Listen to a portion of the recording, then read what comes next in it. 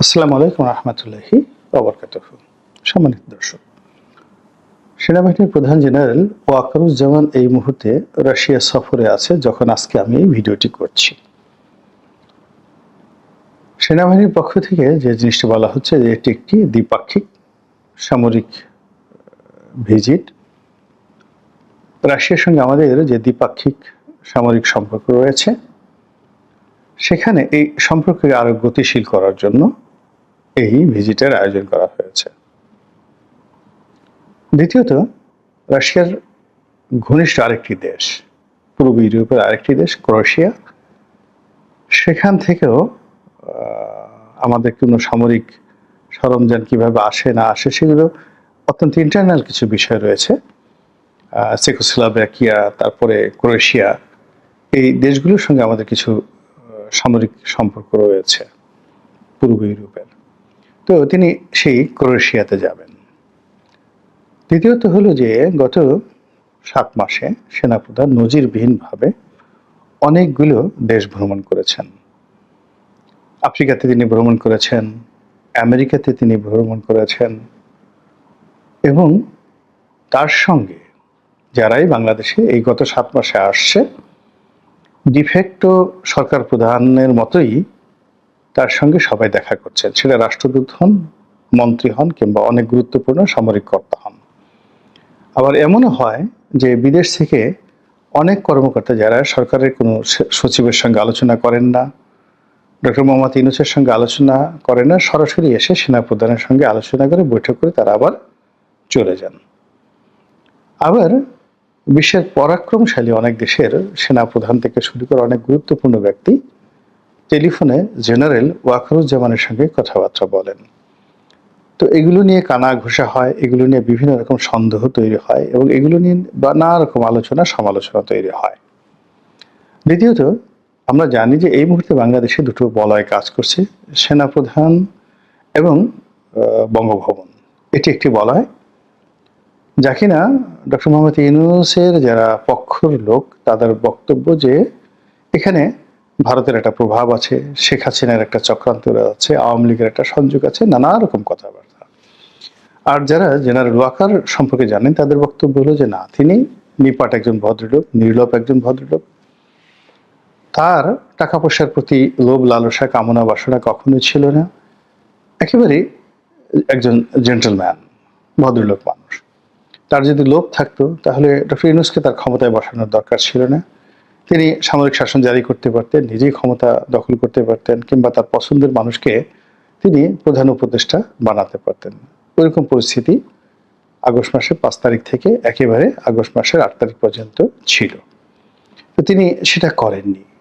আবার এই গত কয়েক মাসে তার ক্ষমতা গ্রহণ করার, ক্ষমতা লাভ করার এরকম কোন নমুনা আমরা দেখিনি। আবার রূঢ় বাস্তবতা হলো যে আমরা বিভিন্ন রকম কানাঘুষা করছি, সন্দেহ করছি, কিন্তু বাস্তবতা হলো যে ডক্টর মোহাম্মদ ইউনূসের সঙ্গে এবং জেনারেল ওয়াকারুজ্জামান সাহেবের সঙ্গে দৃশ্যত কোনো খারাপ সম্পর্ক বা খারাপ সম্পর্কের নজির এখন পর্যন্ত আমরা দেখিনি। দুজনের মধ্যে যেটা ফর্মাল রিলেশন সেটা রয়েছে, যেটি ক্যান্টনমেন্টে যে বার্ষিক অনুষ্ঠান হয় সেনা দিবস, সেখানে সবাই গেছেন, বেগম খালেদা জিয়া গেছেন, ডক্টর মোহাম্মদ ইউনূস গেছেন, পর্যাপ্ত সম্মান তাদেরকে দেখানো হয়েছে। আবার তিনি যমুনাতে এসে নিয়মিত ডক্টর মোহাম্মদ ইউনূসের সঙ্গে দেখা সাক্ষাৎ করেছেন। কিন্তু এত কিছুর পরেও যেহেতু আমাদের অভ্যাস হলো খুঁটাখুটি করা, তারপরে একে অপরের বিরুদ্ধে লাগিয়ে দেওয়া, এরপরে ঘটনার পিছনে অন্য কোনো কিছু আছে কিনা সেগুলো খুঁজে বের করা, এরকম একটা আমাদের অভ্যাস রয়েছে। আরেকটি হলো ঘরপোড়া গরু সিঁদুরে মেঘ দেখলে ডরায়। আমাদের পুরো রাজনীতির একটা বিরাট অংশ সামরিক বাহিনী দ্বারা সবসময় নিয়ন্ত্রিত হয়েছে। আমাদের দুইজন রাষ্ট্রপতি সামরিক বাহিনীর সদস্যদের দ্বারা নিহত হয়েছেন সামরিক অভ্যুত্থানে। এরপর সামরিক বাহিনী নামে বেনামে আমাদের দেশে দীর্ঘদিন শাসন করেছে। মার্শাল্লাহ, তিনবার বলতে গেলে মার্শাল্লাহের কবলে আমরা পড়েছি বঙ্গবন্ধু হত্যাকাণ্ডের পরে, এরশাদ সাহেবের জমানাতে এবং 1/11-এর সময়। তো কাজেই আরেকটি সামরিক শাসন আসতে পারে, সামরিক কর্তারা ক্ষমতা দখল করতে পারে, এইরকম ভয় না পাওয়াটা বোকামি, এটাই স্বাভাবিক। দ্বিতীয়ত, আমরা ডক্টর মোহাম্মদ ইউনূসের সরকারের কাছে যে বিষয়গুলো আশা করেছিলাম, তাদের যে সফলতা কামনা করেছিলাম, আইন শৃঙ্খলা থেকে শুরু করে অন্যান্য যে বিষয়গুলোতে আমরা আশাবাদী হওয়ার চেষ্টা করেছিলাম, সেখানে ক্রমশ হতাশা, নৈরাশ্যবাদিতা ভর করেছে। দ্বিতীয়ত, যে সকল রাজনৈতিক শক্তি সম্পর্কে আমরা ধারণা করেছিলাম যে তারা দীর্ঘদিন মজলুম ছিল, তাদের চরিত্র এখন ভালো হয়েছে এবং যাকে বলা হয় আগামীতে তারা যদি ক্ষমতায় আসে অপকর্ম করবে না। কিন্তু মানুষের চরিত্র এমন যে মানুষ কিয়ামতের ময়দানে স্বয়ং আল্লাহর সামনে দাঁড়িয়ে মিথ্যা কথা বলবে, সরাসরি অস্বীকার করে বলবে, আল্লাহর সামনে গিয়ে বলবে আমি এই কাজ করিনি। তখন আল্লাহ ওই মানুষের হাতের জবান খুলে দেবে, হাত বলবে হ্যাঁ আমি তো এই চুরি করেছি। যৌনাঙ্গের জবান খুলে দেবে, যৌনাঙ্গ বলবে আমি জেনা করেছি। প্রতিটি যৌনাঙ্গ থেকে পুজ রক্ত বের হয়ে সাক্ষ্য বহন করবে যে এখানে এই কুকর্মগুলো হয়েছে, কিন্তু তারপরও তারা স্বীকার করবে না। এটা হলো মানুষের চরিত্র। তো সেই দিক থেকে বাংলাদেশে যারা গত সেই 1/11 থেকে আজ পর্যন্ত মজলুম ছিলেন, জুলুম অত্যাচারের শিকার হয়েছেন, তাদের সম্পর্কে আমাদের যে চিন্তা চেতনা, এটা রিভার্স হয়ে পড়েছে। আমরা আশাহত হয়েছি। এখন যে মব হচ্ছে, জুলুম হচ্ছে, অত্যাচার হচ্ছে, এটি আমাদের সহ্যের সীমা ছাড়িয়ে যাচ্ছে। ফলে প্রচলিত রাজনীতি নিয়ে আমরা আশাবাদ ব্যক্ত করতে পারছি না যে একটা নির্বাচন হয়ে গেলে, মন্ত্রী এমপি হয়ে গেলে, একটি দল ক্ষমতা এলে বা একাধিক দল ক্ষমতা এলে, একটা পার্লামেন্ট গঠিত হলে, অমুকে প্রধানমন্ত্রী হলে বাংলাদেশে যে দুধ এবং মধুর নহর প্রবাহিত হবে আমরা বলতে পারছি না। একদিকে ডক্টর মোহাম্মদ ইউনূসের ব্যর্থতা, অন্যদিকে তার যে বিকল্প নির্বাচন, সেখানে আলটিমেটলি যে অশনি সংকট শুরু হয়ে গেছে, সেই অশনি সংকট দেখে মনে হচ্ছে যে জমানা আগামীতে যদি এইভাবে আসে তাহলে আওয়ামী লীগের জমানার চেয়ে ভীষণ রকম খারাপ হবে। ফলে মানুষ রিলিফ চাচ্ছে, তারা একটা কঠোর শাসন চাচ্ছে। আমাদের দেশে আইয়ুব খানের যে শাসন আমরা পড়েছি আর যারা দেখেছেন তারা জানেন, ইট ওয়াজ মাস অ্যাকসেপ্টেড। মানুষ মাথায় করে নেচেছিল।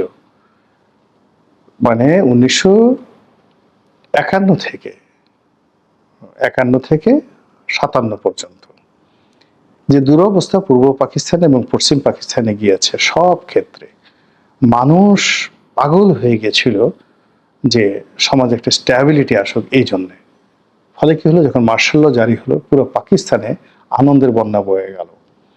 এবং রেসকোর্স ময়দানে, যখন ঢাকা রেসকোর্স ময়দানে আইয়ুব খান এলেন, এখানে যে জনসমাবেশ হয়েছিল এখন পর্যন্ত বাংলাদেশের ইতিহাসে এত বড় জমায়েত আর হয়নি টিল নাও। এক। 2 নম্বর হলো সেখানে যারা ভাষণ দিয়েছিলেন তার মধ্যে সবার শেষে ভাষণ দিলেন যাকে বলে আইয়ুব খান। তার চেহারা দেখে, কথা শুনে, তার ব্যক্তিত্ব দেখে সবাই এক বাক্যে বলেছিলেন যে রাজা তো এমনই হওয়া উচিত, এই লোকের হাতেই রাজত্ব নিরাপদ। ফলে তিনি কিন্তু 68 প্রায় 10টি বছর একটি অবিস্মরণীয় শাসন ব্যবস্থা তিনি উপহার দিয়েছিলেন, একেবারে 57 থেকে 68 পর্যন্ত। 69-এর গণ অভ্যুত্থান না হলে কি হতো সেটা আলাদা কথা। ইট ওয়াজ এ পলিটিক্যাল ব্লান্ডার। এটা পাকিস্তানে যারা লোকজন তারা ভুল করেছিলেন, যাকে নিয়ে। তো এখন এই যে বাংলাদেশে শেখ হাসিনার জমানাতে লুটপাট, ব্যাংক লুট, তারপর শেয়ার মার্কেট লুট, এরপর অলিগার শ্রেণী তৈরি, এ সকলের বিরুদ্ধে যুদ্ধ করে আমরা শেখ হাসিনাকে হটিয়ে ডক্টর মোহাম্মদ ইউনূসকে আনলাম। এনে কি পেলাম? এখানে আমরা পেলাম সেন্ট মার্টিনে যাওয়া যাবে না, এখানে আমরা পেলাম মব হবে, এখানে আমরা পেলাম ওটা হবে এটা হবে। মানে ওনাকে বিশ্বাস করা যায় বা এই সরকারকে বিশ্বাস করা যায়, আস্থায় নেওয়া যায়, বুকে জড়িয়ে ধরা যায়, মাথায় করে নাচা যায়, কোলে নেওয়া যায়, এইরকম কোনো জিনিসই ডক্টর মোহাম্মদ ইউনূস দ্বারা এবং তার লোকজন দ্বারা হচ্ছে না, নট এ সিঙ্গেল ওয়ান। মনে হয় এরা অনেক দূরের মানুষ, অন্য গ্রহ থেকে আমাদের কাছে এসেছেন, এদেরকে ধরাও যাবে না, ছোঁয়াও যাবে না, এদেরকে নিয়ে কথা বলা যাবে না। এরকম একটা অদ্ভুত দ্বিতীয় স্বাধীনতার যে প্রচার এবং প্রোপাগান্ডা হচ্ছে, সেই প্রচার প্রোপাগান্ডার ফলে একেবারে সমন্বয়ক থেকে শুরু করে ডক্টর ইউনূস পর্যন্ত সবার বিরুদ্ধে একটা অলিখিত ভয়, অলিখিত আতঙ্ক, অলিখিত অনিশ্চয়তা আমাদেরকে তাড়া করে ফিরছে। এই হলো এক।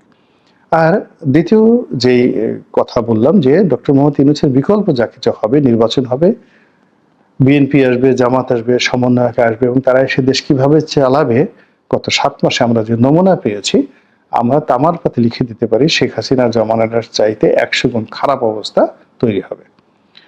এর ফলে হয় কি, মানুষ পরিবর্তন চাচ্ছে, একটা শক্ত কিছু চাচ্ছে, স্টিম রোলার চাচ্ছে। এবং একই অবস্থা কিন্তু জাস্টিস সাত্তারের সময় হয়েছিল এবং এরশাদকেও কিন্তু মানুষ গ্রহণ করেছিল, ভীষণভাবে গ্রহণ করেছিল। খুশির বন্যা কল্পনা করতে পারবেন না সেই সময়টাতে এরশাদ আসার পরে যা হয়েছিল। তো একটা অব্যবস্থাপনার মধ্যে জিয়াউর রহমানের মৃত্যুর পর যখন জাস্টিস সাত্তার ক্ষমতা এলেন, জনগণের ম্যান্ডেট নিয়ে এলেন বিপুল ভোটে, আমিও সেই জায়গাতে ভোট দিয়েছিলাম এবং জাস্টিস সাত্তারের পক্ষে ভোট দেব দেব দেব, জাস্টিস সাত্তারকে ভোট দেব, এই ধরনের গান গেয়ে গিয়ে আমরা প্রচারণা চালিয়েছি। কিন্তু তিনি ছিলেন অযোগ্য, তিনি চালাতে পারেননি এবং তার পিছনে যতই চক্রান্তের কথা বলা হোক না কেন, এরকম একটা পরিস্থিতি তৈরি হয়েছিল যে এরশাদের সামরিক শাসন অনিবার্য হয়ে পড়েছিল। তো অতীতের সেই যে খারাপ যে স্মৃতিগুলো, সেই খারাপ স্মৃতিকে স্মরণ করেই এখন মানুষ অজানা শক্তিকে কেউ আহ্বান জানায়, কেউ ভয় পায়, কেউ আতঙ্কগ্রস্ত। আর এই আতঙ্কের মূল কেন্দ্রে রয়েছেন জেনারেল ওয়াকারুজ্জামান।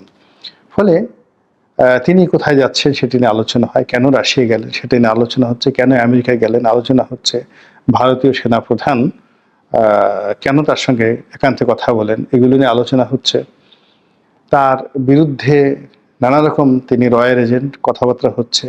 আবার এই যে রাশিয়াতে গিয়ে তিনি যে অনার পেলেন, সম্মান পেলেন, তার সঙ্গে সঙ্গে তার স্ত্রীকে নিয়ে গেলেন, তারা যে উচ্ছল প্রাণবন্ত ছিলেন, একেবারে হাসি খুশি, মনে হয় যেন আকাশের চাঁদ। রাশিয়ার মস্কোতে তিনি যখন ছিলেন, মিস্টার পুতিন আকাশের চাঁদ থেকে এক ঝলক জ্যোৎস্না এনে সেই জ্যোৎস্নার সঙ্গে কাজী নজরুল ইসলামের মতো আলতার রং মেখে একটা আভা তৈরি করেছেন। সেই আভাটা জেনারেল ওয়াকারুজ্জামানের মুখে দিয়ে দিয়েছেন। ফলে তাকে যতটা প্রাণোচ্ছল, যতটা হাসি খুশি, যতটা দৃঢ়, যতটা আত্মবিশ্বাসী ছবিতে আমরা যেভাবে দেখেছি, এইরকম দৃশ্য আমরা গত 7 মাসে তাকে দেখিনি। আর এই কারণেই লোকজনের মনে প্রশ্ন জাগছে যে এত আনন্দ কেন, কেন গেলেন, এই সময় কি দরকার ছিল? তাহলে কি আর বললাম না। আল্লাহ আমাদের সবাইকে হেদায়েত দান করুন এবং হেফাজত করুন। আসসালামু আলাইকুম ওয়া রাহমাতুল্লাহি ওয়া বারাকাতুহু।